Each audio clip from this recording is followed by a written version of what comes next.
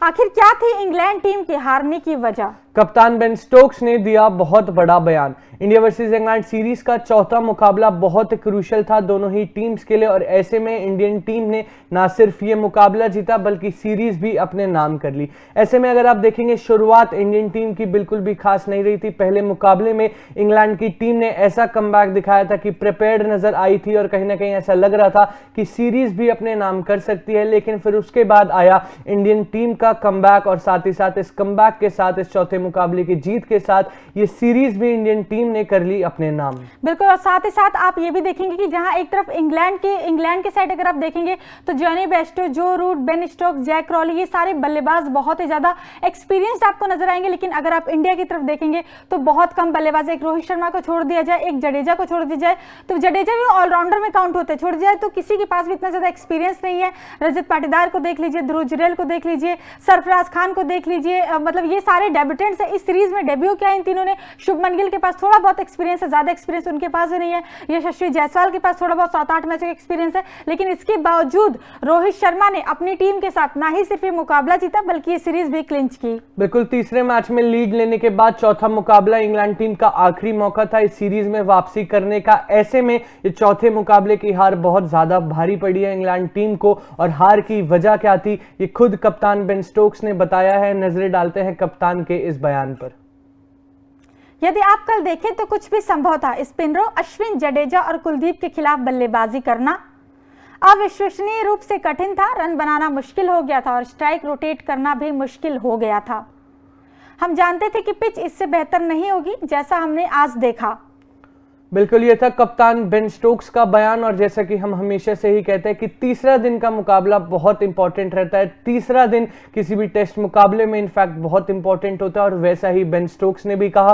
तीसरे दिन जिस हिसाब से डोमिनेशन दिखाई अश्विन, कुलदीप और जडेजा, पहले शोएब बशीर की डोमिनेशन दिखी उस पिच पर, लेकिन आपके पास और भी ज्यादा एक्सपीरियंस्ड स्पिनर थे। और कहीं ना कहीं श्वेता वो मैच टर्निंग मूवमेंट था जिस हिसाब से पहली इनिंग्स में बैटिंग करी इंडियन टीम ने, बहुत ज्यादा रन नहीं बना पाए। लीड इंग्लैंड की टीम के पास थी, लेकिन बहुत जल्दी ऑल आउट कर दिया, और उसकी बदौलत उसका सारा क्रेडिट जाता है कुलदीप यादव, रविचंद्र अश्विन और जडेजा जिस हिसाब से इन्होंने बॉलिंग करी है। बिल्कुल, शोएब बशीर की डोमिनेशन हमें जरूर देखने को मिली थी, लेकिन हमारे पास भी जडेजा और अश्विन थे और सबको पता था कि स्पिनर को अगर टर्न मिल रहा है, स्पिनर को हेल्प मिल रही है, तो ये इन दोनों का जो ड्यू है वो जरूर कारगर साबित होगा। और हमें कल देखने को मिला, क्योंकि जब तीसरा दिन था इंडिया एक सेशन बल्लेबाजी करके गई थी, इंग्लैंड बल्लेबाजी करने आई थी, उसके बाद हमने देखा कि 150 के अंदर ही ऑल आउट कर दिया इंग्लैंड की टीम को इन तीनों स्पिनर मिले। क्योंकि अगर कल 10 विकेट जो थे उसमें से एक भी विकेट पेसर का आपको नजर नहीं आएगा। सिर्फ 3 ओवर मोहम्मद सिराज से गेंदबाजी करवाई थी रोहित शर्मा ने। आकाशदीप को तो गेंदबाजी भी नहीं दी थी, दूसरे इनिंग में उन्हें इंट्रोड्यूस भी नहीं किया था। तो सारा स्पिनर्स का कमाल था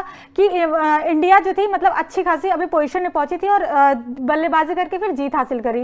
बिल्कुल, और साथ ही साथ इंग्लैंड की टीम जो थोड़ी ओवर कॉन्फिडेंट ऑलरेडी नजर आ रही थी, लेट आ रही थी इंडिया प्रैक्टिस करने के लिए, वापस अबू धाबी जाना कह लीजिए, या फिर ये माइंडसेट कि हम तैयार होकर आए हैं, इस बार हम स्पिन को खेलने आए हैं इस बार। और वही अब चौथे मुकाबले की हार के बाद रियलिटी चेक इंडियन टीम ने इंग्लैंड की टीम को दे दिया, और ये बात फिर प्रूफ हो गई कि जहां पर भी बॉल स्पिन करेगी वहां पर इंडियन टीम पर्टिकुलरली टेस्ट में डोमिनेट करने वाली है। क्योंकि इस चौथे मुकाबले में श्वेता जो पहली इनिंग्स थी इंडियन टीम की वो बहुत खास नहीं रही थी, टॉप ऑर्डर से कुछ खासा कंट्रीब्यूशन नहीं था, ना डेब्यूटेंट चल पाए। फिर ध्रुव जुरेल की क्रूशियल पारी एक 90 रन की आई, लेकिन उसके बाद भी कमबैक बहुत मुश्किल लग रहा था।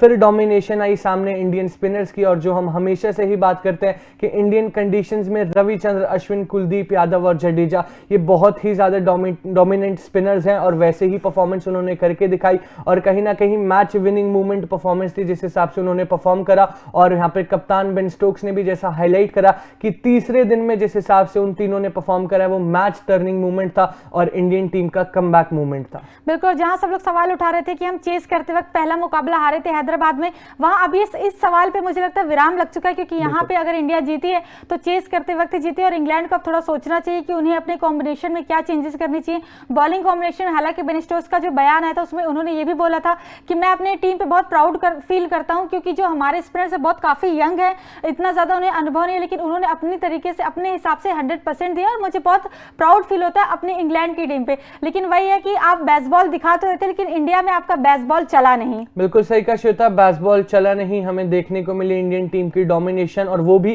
पहला मुकाबला हारने के बाद। रियलिटी चेक इंग्लैंड टीम को मिल गया, थोड़ा ओवर कॉन्फिडेंट हर मैच के बाद इनफैक्ट नजर आ रहे थे। तीसरे मैच की हार के बाद कहा अभी 2 मुकाबले बाकी है। चौथे मैच के हार के बाद अब बेन स्टोक्स कह रहे हैं कि कहीं ना कहीं तीसरा दिन हमें बहुत ज्यादा कॉस्ट कर गया। बाकी आप अपना ओपिनियन इस बारे में बता सकते हैं कमेंट सेक्शन में। तब तक के लिए देखते रहिए तूफान स्पोर्ट्स। Like share subscribe. तूफान स्पोर्ट्स।